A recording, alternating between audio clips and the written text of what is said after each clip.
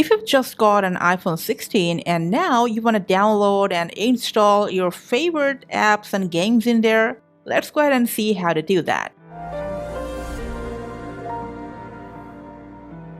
So what you're going to do is just open up App Store. If you can't find it anywhere on your home screen, simply swipe down and from the library, search for App Store. Tap on it to open, press continue, select if you want personalized ads to appear or not, and then enter App Store. To start downloading any app, you can either browse through the recommended apps on all these 4 categories like today's trending apps, from games, apps, or arcades.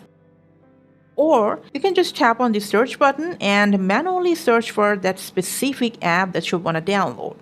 When you find it, just tap on Get and then tap on Install. If you're downloading for the first time, you might be asked for your Apple account password. Just put it down and tap on Sign In. Your app will start downloading. Now next time when you tap on Get, you'll be prompted to double-click on your side button to install the app. And if you have set up your Face ID along with the screen lock, instead of putting down password, you'll be prompted and you can unlock the download just with your Face ID.